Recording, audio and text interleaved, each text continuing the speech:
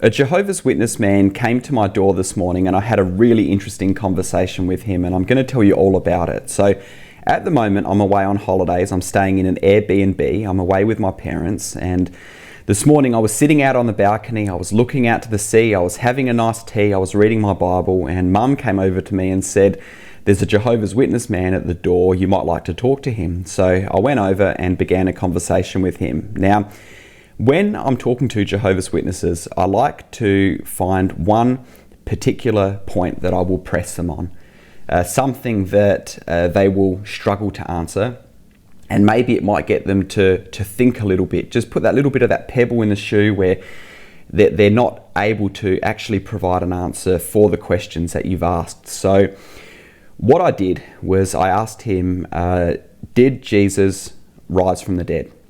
And he said, yes. And I said, who raised Jesus from the dead? And he said, Jehovah.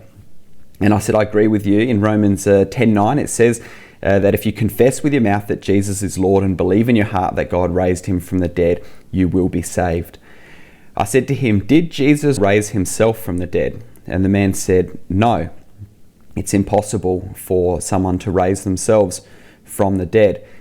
I said to him, what about the verse where Jesus says, destroy this temple and in 3 days I will raise it up again? And it explicitly says he was referring to his body. So I said, this verse says here that Jesus raised himself from the dead, and he raised himself bodily from the dead, because that's another thing they don't believe in, that Jesus was bodily raised from the dead. So I said to him, what about that verse? This says Jesus raised himself from the dead. And he was like, he didn't have an answer. He was like, well, you got to understand the context and the original languages, because people can just take verses to mean certain things, and that can be dangerous and wrong. And I said, I agree with you. I said, but there's also another problem, and that problem is when people hold to a certain theology and they read that theology eisegetically into the text to derive their own meaning to fit their theology, rather than looking at the text through proper hermeneutics and context.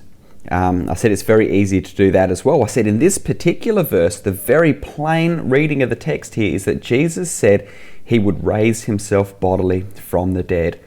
How would you explain this in the context that you believe to be the true context? And he didn't have an answer.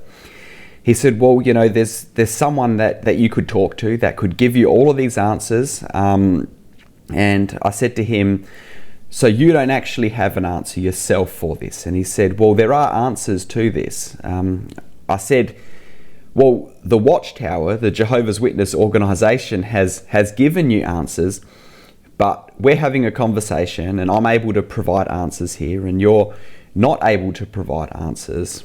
I said to him, does that concern you at all, that I'm presenting this to you and you actually don't have an answer that you're able to give me?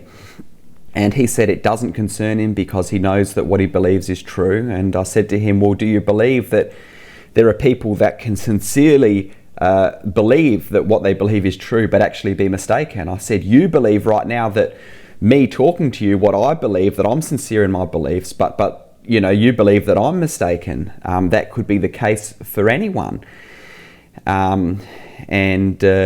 He sort of just kept saying about, well, there are answers, and I've dealt with Trinitarians, and he actually said, I don't really find it that interesting because I've dealt with Trinitarians and I don't find it convincing. And he said, I've been doing this since 1969, so 56 years he's been doing this. And I thought to myself, if you've been doing this for 56 years, you would think you would have an answer to this question, which would be a fairly foundational question in terms of the Trinity. What this was demonstrating is that he's just falling back on Watchtower theology. He's just falling back on what people in the organization are telling him. And he didn't have an answer. And I just continued to press him on it to show him that he didn't have an answer. And then he just wanted to sort of move away from that. And he said to me, he's like, look, when I come to the door and someone has a different faith, he goes, I respect that and I admire that faith. That's a good thing. And I said to him, respectfully, you're coming to the door and you're believing that if I believe what I believe, that I'm going to be annihilated, because they don't believe in hell. They believe that those who don't believe will be annihilated. I said, shouldn't you, rather than saying you respect my faith, be pleading with me and saying that if you don't come to a knowledge of what I believe to be the truth, you're going to be annihilated one day. You need to listen to this message. And he was sort of like laughing, chuckling, because he could see exactly what I was getting at. And he agreed with me as well. But then he said at the same time, he was like, well, if we, I try to undermine someone's faith, what do they have left? And I said to him, well, if you don't undermine their faith, then what do they have? They're going to be annihilated one day. So this was how the conversation went. And I finished it off by just trying to really reiterate that he didn't have the answer to that question. I said, this is just one point that I've raised here, and you don't have an answer to this. I said, what I would encourage you to do is to read that verse.